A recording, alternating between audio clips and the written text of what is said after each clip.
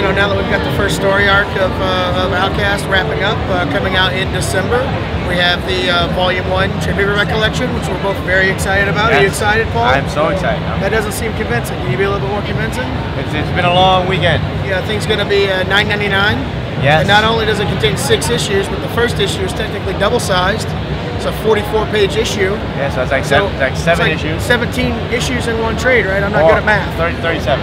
37? 37. 37. The main reason that that we're doing Outcast and like exploring the exorcism genre is that zombies are like cool, and Walking Dead's obviously been a lot of fun to do, and it's been fairly successful. But the thing that I think about when it comes to this genre is that there's no chance that zombies are ever actually going to happen.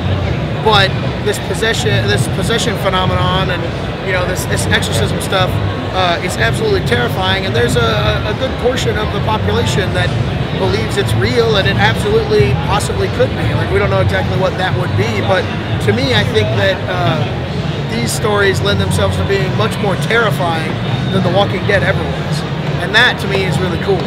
Yeah, I mean, I think a lot of stuff like The Walking Dead and the other stuff is a lot of like gore and all this horror stuff. But like the stuff that always scares me is like the creepier kind of atmospheric stuff and everything. So that's the stuff we're trying to do in this book, which I think is like he's saying, it's like a lot more terrifying and a lot, sits with you like later when you're trying to go to bed, shut the lights off and whatever, that kind of stuff. So with all these books with Invincible, Walking Dead, Outcast, these guys have journeys to go on, and Kyle's journey, when it's all said and done, is going to be a pretty epic one. So even though we're starting with this guy that's alone in his house, he's very depressed, we're going to go to some pretty crazy places with him, and I think that it's that journey that he has ahead of him that makes him a really interesting protagonist.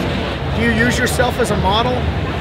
I have to admit, I do have a mirror, but I honestly don't mean to draw him at all like me. It's just that's just the way I draw. I've gotten that before, and I don't know why.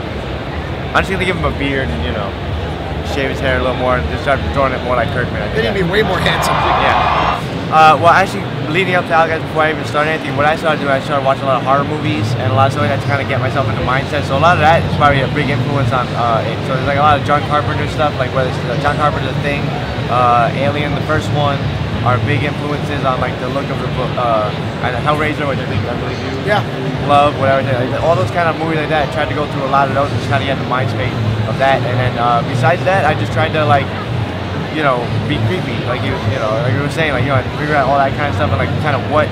When I watched those movies, I didn't just watch them to like oh, this is a cool movie, I really love it. I love those movies, but like also I was trying to like analyze them, figure out like what works, what doesn't work, like why is this creepy. I thought he would be perfect for this. His mastery of light and shadow, and just the way he draws people is very interesting. Outcast is a book about normal people in the real world, and for that you have to find somebody that can actually like draw normal people in a very interesting and compelling way, and Paul does that amazingly well. Thank you. Keep watching Skybound.com for all kinds of awesome, crazy stuff. Yay. Yay. Exciting.